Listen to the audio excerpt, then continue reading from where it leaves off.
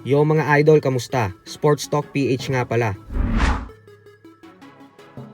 Ang papuri kay Pacquiao, pag-usapan natin yan mga idol.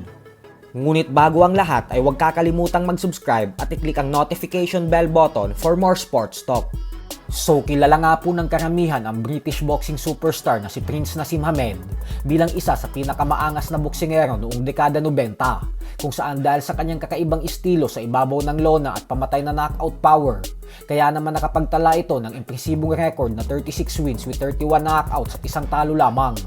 Ang bukod tanging nag-iisang talo niya lang ay nanggagaling sa kamay ng Mexican legend, former 3 Division World Champion Marco Antonio Barrera noong taong 2001.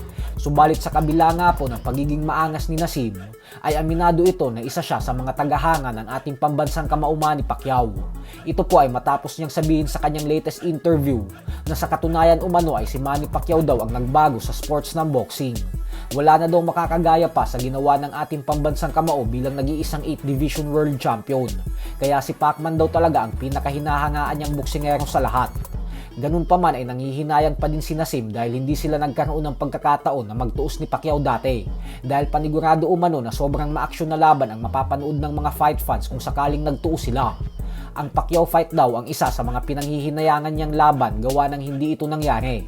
Pero kwento nga po ni Naseem na magkaibigan daw sila ni Pacquiao at na nagkaroon umano sila ng pagkakataon na magsama noong taong 2023 sa Saudi Arabia kasama ang iba pang mga legendary fighters ng boxing. Sa kabilang banda naman mga idol ay muli nga pong pinuri ng batikang top rank promoter Bob Arum ang kanyang alaga na si 2 Division Undisputed World Champion Japanese Monster Naoya Inoue. Ito po ay matapos sabihin ni Arum na dapat umanong tularan ng lahat ng boksingero sa buong mundo si Inoue. Giit ni Arum na kung lahat lang daw sana ng fighters ay katulad kay Inoue na isang matapang at walang kinakatakutan, ay hindi sana umano ay wala silang mga promoters magiging problema, kasi magagawa daw agad nila ang mga laban na gusto ng mga fans mapanood. Subalit sa kasamaang palad umano ay bilang na lang daw ngayon ang mga tunay na matapang na boksingero, at isa na daw doon si Inoue. Si Inoue daw kasi yung tipo ng fighter na kahit sino ang itapat mo sa kanya ay pinapalagan talaga nito.